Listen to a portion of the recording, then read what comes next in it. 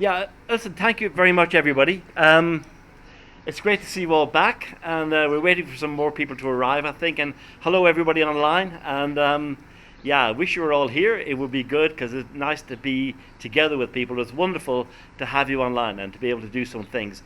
We're also going to do a couple of little exercises today as well. But we'll crack on. I want to first start by just doing a recap of some of the things we looked at yesterday. And one of the, oh, hello, where's it gone to? I'm going the wrong direction. There you go. Here we go. Recap day one.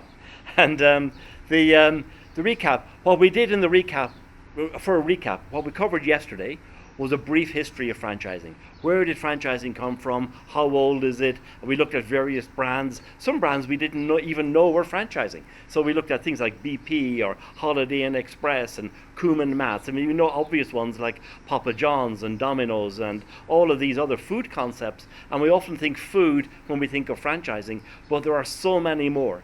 And if you're in the area of engineering, land engineering, and also in agriculture, there are several franchise opportunities within agriculture.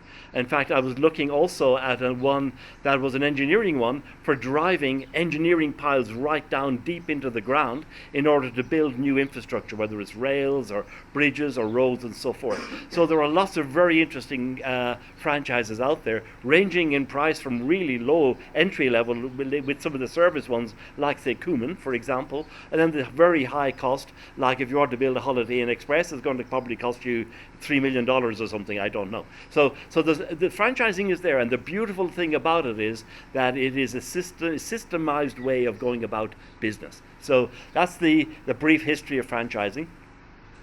And we talked about the quiz earlier on. This is an interesting one to pay attention to. There are two ways an entrepreneur can use franchising, right? Two ways. One is you can create a franchise, take your existing business and create a franchise, a systemized way of expanding that business.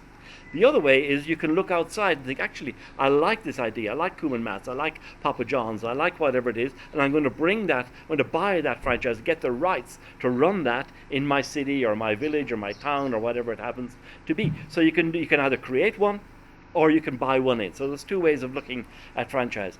Yesterday also we looked at franchise terminology.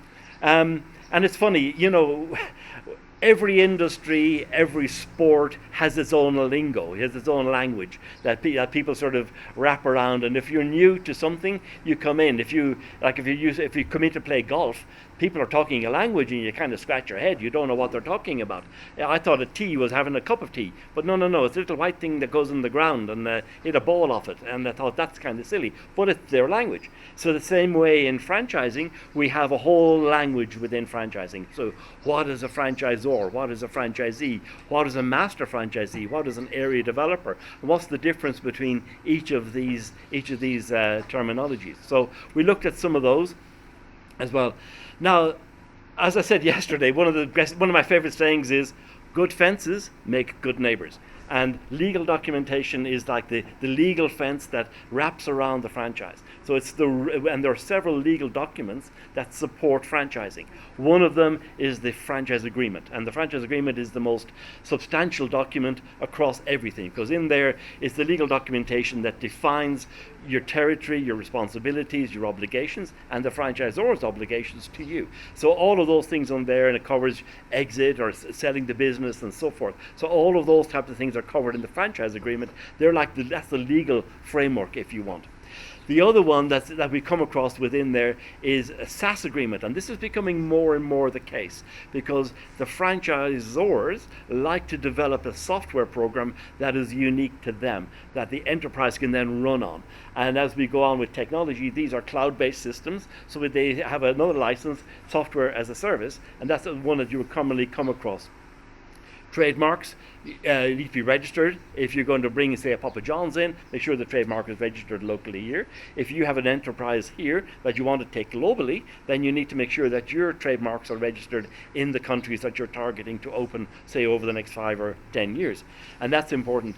Property, if you have a property-based franchise, you're going to have to take a lease on that property if you don't own the freehold. And if you take a lease on that property, then you make sure that that lease is the right level of rent, the right size, all those kind of things. But you have a property lease that will come with with that, and you want to make sure that that lease runs coterminous with the franchise agreement, because you don't want the franchise agreement to run out and then you're still with the property, or you don't want the franchise agreement to be out here and your property runs out after 2 years. So you want to make sure that they run coterminous as you go through that. So we looked at some of that legal documentation. And then we looked briefly at the E-Myth. The E-Myth by Michael Gerber. I like working with Michael doing things because he always makes me look younger because he's 20 years older than me, so that's kind of cool. And Michael has the E-Myth, and we looked at a few things in there, particularly the people types. I think he deals really well with the people types. You know, the entrepreneur, the bubbly person who wants to go out and create things, looking to the future, and the whole creativity. And then as they do that, they kind of create a mess behind them, and that's where you need the manager to come in and structure and put systems and processes in place behind them. And then we look at the technician, who might have to have the skill set to do whatever it is, and the differences between those, and then how really in team building what we need is a blend of those together. So that's where we're going to take it up from today. So the operations manual, the real benefit of the operations manual is that it brings standardization, okay? So bring standardization to everything that happens in the business, even down to the ways we answer the phone. You know, when you ring up a company and they say, "Hi, this is what's the name of this company here? This is August Limited. This is David. Thank you for calling August Limited. How can I help you?"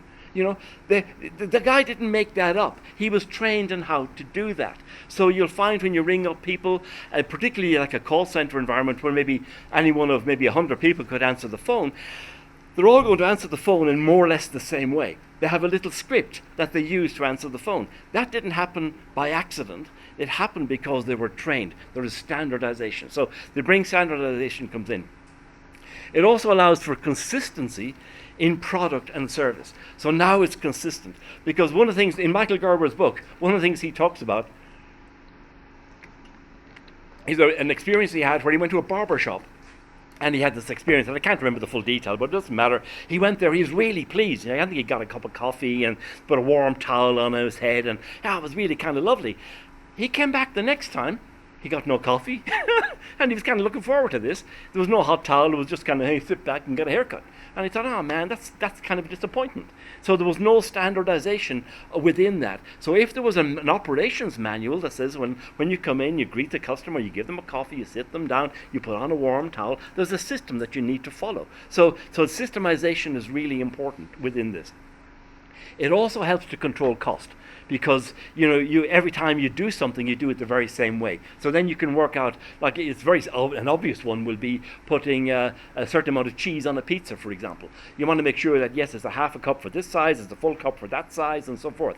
What you don't want to do is overtop. And there's reasons for not overtopping. It's not just because you're being mean and you don't want to give people more cheese, but also it's going to go through the oven at a certain time and temperature. You want to make sure that it reaches the melt point and the speckles of color come through it and everything else. So you want to make sure the product is right. If you've got too much cheese in, it'll just be a chewy mess. So you want to make sure that that's right. So standardization, it's not what I want to put on there, it's what the manual says. So you do that. And that's important. So it's always a way of cost control, which is really important. And then it's a way of measurement.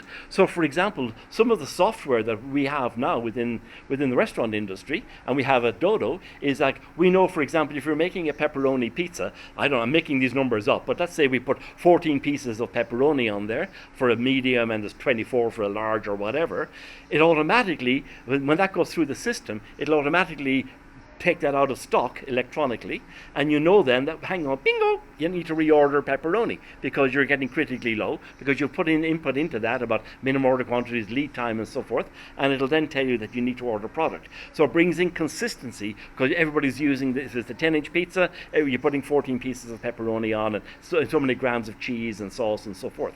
So then it enables all of that to come on, helps you to run the business, and also helps you to run it electronically, which is a good cross-reference. And you're not relying necessarily on, oh, did Jane order the stuff today, or did Jack do whatever? There's a way of systemizing everything. So now the business begins to sort of run itself, if you like. And then reporting and measurement. Now you can measure everything. You can report on everything because everything has been done in the very same way, right? So that's what an operations manual is, and It's a nice. It's really it's tremendous to have this. And anybody who wants to go into more detail, we can do that. Now, operations manual also looks at other things because, for example, I have to put in here brand guidelines, construction manual, and then the whole customer experience of training manual. How do you greet a customer when they come in the store and so forth? Now, those of you in business, have you covered brand guidelines and in marketing? Some pieces in there. Let me just pop out of this for 1 second, and Is that another video?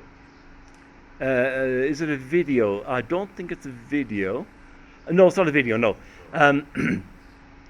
This is a company, Easy. Everybody knows the Easy Group, right? So the Easy Group is a company that has a number of different businesses. But here is something. Stelios, I was in business with Stelios a number of years ago. We had a thing called Easy Pizza, and they do a brand guideline. So you can see this is public domain stuff, right? So you can see this online, and but in here you've got all of the contents about the Easy Group. So if you want to get business cards made, for example, you refer the printing company to this brand manual, because in here it talks about everything you need to know in terms of the brand identity, the fonts that we would use, the portal logos, what are the logos, what are the fonts, all of that, the color schemes, the various shades of orange that were used in the color palette and so on. So an organization in franchising, this will be there to have don't overcomplicate it. This is part of the corporate culture. What kind of tone of voice would we have in the business? Is it very strict and schoolmastery, or is it friendly and chatty? What is that tone of voice going to be within the business? And we had everything, every single thing was documented along with samples. So all of this information is really useful. So even things like how we would set up marketing and so on. So all of that was in there within the Easy Group. With Dodo, up here, this is our brand book with Dodo.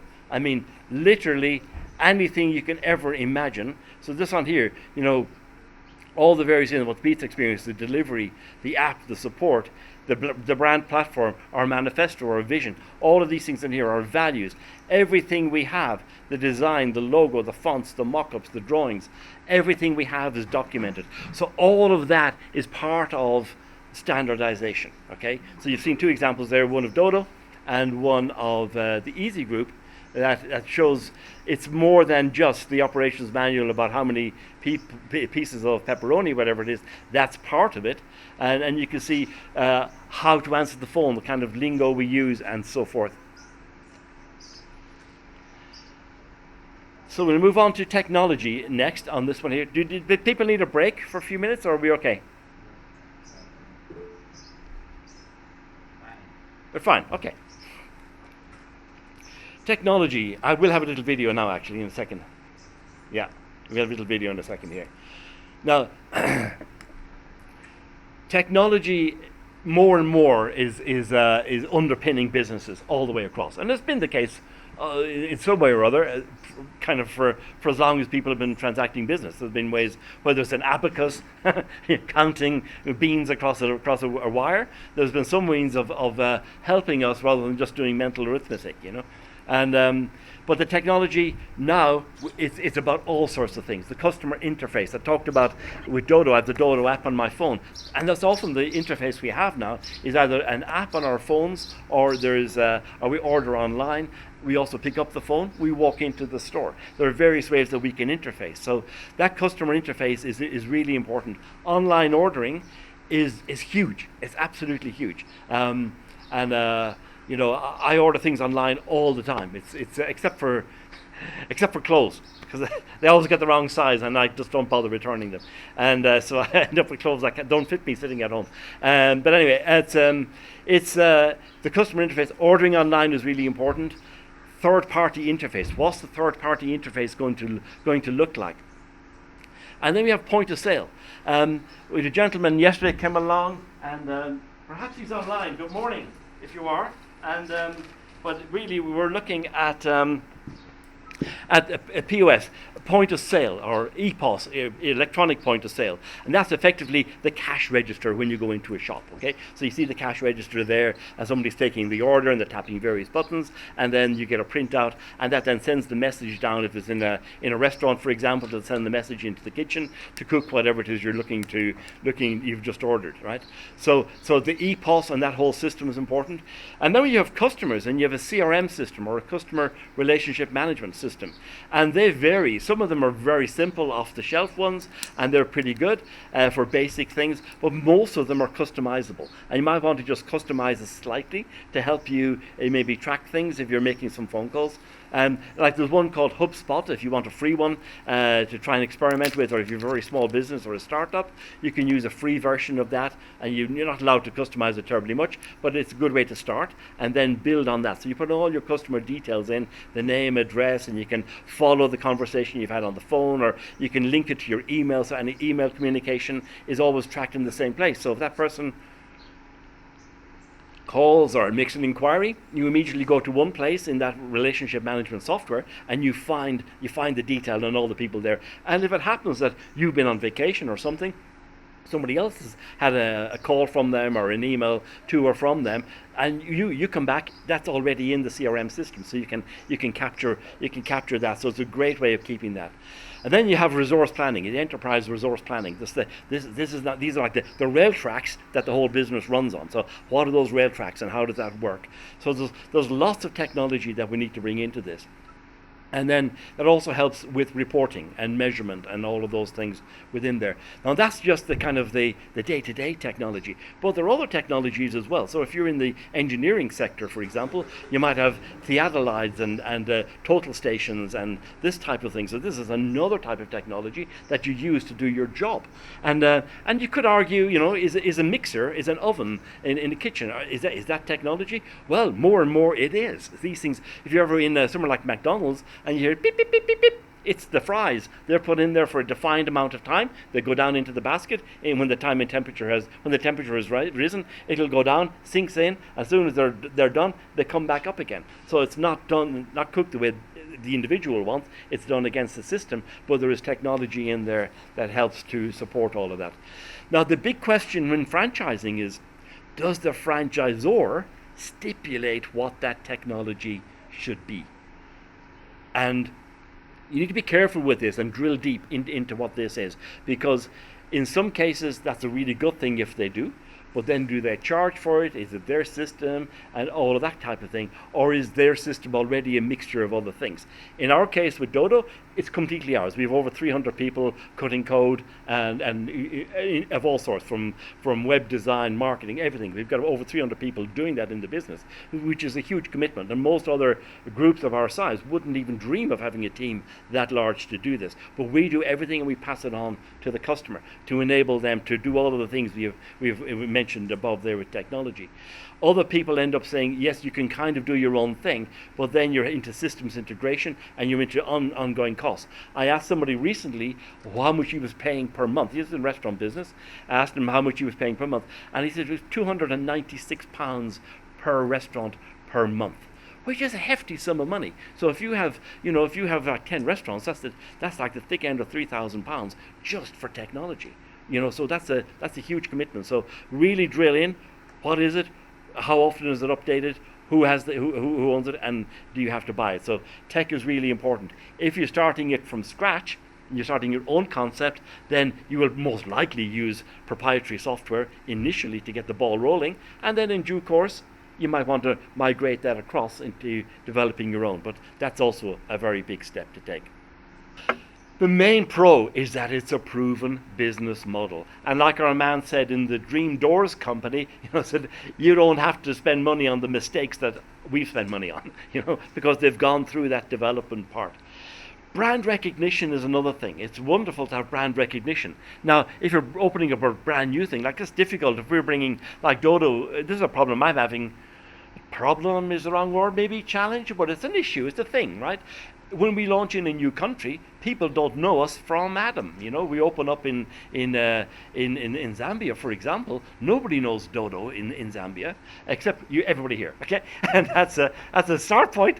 And but you know, nobody knows us here. But if I was to open up, say, a McDonald's here, everybody kind of knows or has heard of McDonald's already, even though they're not in the country. But Burger King, for example, KFC, people know that. So if I want to open a KFC in Livingston, for example, that's fine. Everybody already knows KFC. So that's a real advantage of doing that. Going into absolutely new territory, which is something I've done for most of my career, that's a slightly different thing. Training and support, that's another one. You know, you get trained how to chop the onion or how to answer the phone or greet the customer and so forth. So that training is really important. The economies of scale. We talked a little bit about this yesterday, but the economies of scale are brilliant, because if you want to have new development, new ideas all the time, new menus and whatever else it might be, you've got the economies of scale. All that development gets amortized over a wider area.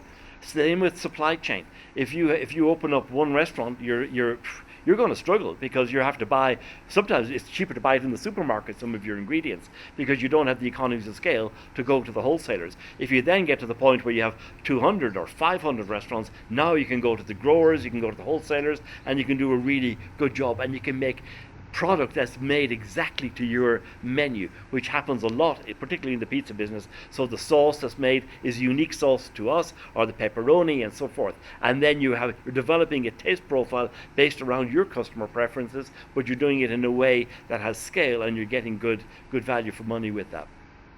Marketing and advertising. Again, someone else, we have a big marketing library. Oh, it's like, I can't think of how many pieces are in there. There's thousands of pieces in there. Some of them are, of course, in the wrong language, because we're in 25 countries or 22 countries, but probably 25 languages, because some countries have more than one language. Well, then you can always translate those, but you're given those templates in a way that you can pass on to a local designer who has access with the software they have. They can then change things around. But there's so much to choose from is already there. Marketing and support, advertising support, operation guidelines. So you have the whole guidelines and training about how to open and all of that kind of thing is in there. Scalability. You have the ability to scale, you know, because all of a sudden now you don't. And I mentioned yesterday about my friend that I met up in Nairobi with his sister opening 4 restaurants, and they couldn't manage it because they couldn't scale because they didn't have systems and processes in place. If that was a franchise, it would be a no-brainer. It would be very simple to do. You also have a good network and community, and that was also talked about, I think, in one of the videos earlier this morning, where you're not alone. Self-employment is a lonely thing, but you miss the water cooler moments, as he puts it, the little chats you have around lunchtime or whatever. But in this community of franchising, you have a community that's open up to you there. Fundraising is enhanced. I think we talked about that already. So it's easier to get access to finance if you have a franchise that's already proven. And elsewhere, it helps you along. It certainly helps you having that conversation with finance, not just the bank, but also convincing perhaps family or other people to come on board with you with that. Now, the negative elements, there are some negatives in there. The initial cost, yes. You know, it costs money to set up a franchise. There's the initial fee, there's the ongoing royalty, there might be investment in a property and leasehold improvements and putting in equipment and extraction and so on. You can't just start a little thing and all of that. There are certain standards, so you can't just decide you run around and buy second-hand equipment and wing it a bit at the big, you know, which you can do if you're setting up your own business from scratch. You have to pay ongoing royalties. So yeah, you have to pay your dues, and that's all part of that. You've kind of got limited independence. It is your business, but it's not really your business. It is, of course, your business because it's yours and you're in there every day. You own it and you buy it. But you can't decide tomorrow to, if you're in the food business, I'm also going to open up a shoe shop in the same premises. Or if it's a fish business, fish and chips business, you can't just decide to open burgers because you feel like doing it. So there are going to be certain limitations within that.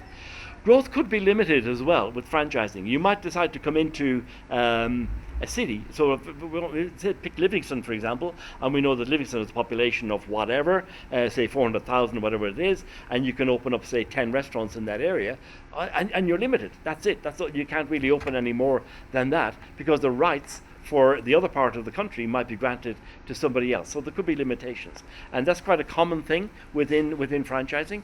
And what often you find then is that the franchisor might introduce a second concept, so you can then have a second concept. So maybe if you have a pizza concept, you might say, actually, let's put a coffee concept in as well, because then you can amortize the head office, your head office costs, your HR and finance and all of these things. You can amortize that over two different concepts to help you with your business in terms of the economies of scale. But it can be a disadvantage.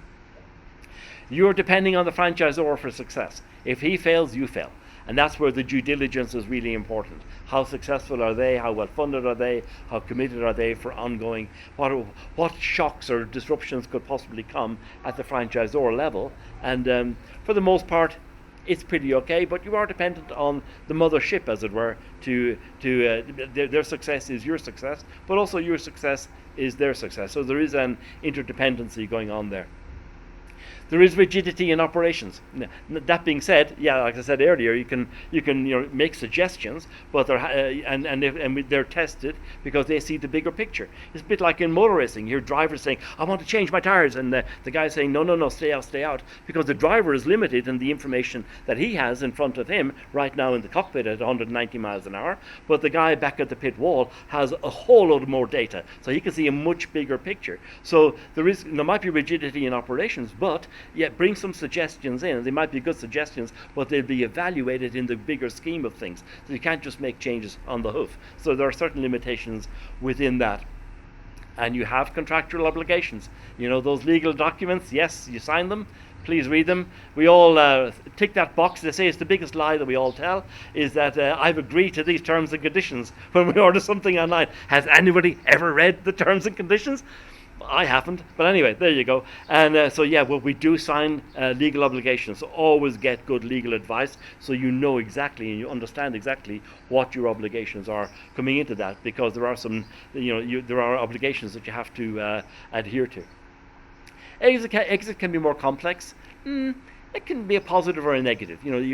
It's more complex in some ways to exit out of it, but also it's positive because you're selling the dream of a franchise which has support from the mothership. So that also can help, I think, within that. All right, everyone. Listen, thank you so much. It's been a real pleasure for me to be here with you all, and that's the end of that. So this afternoon, we're going to talk about selling.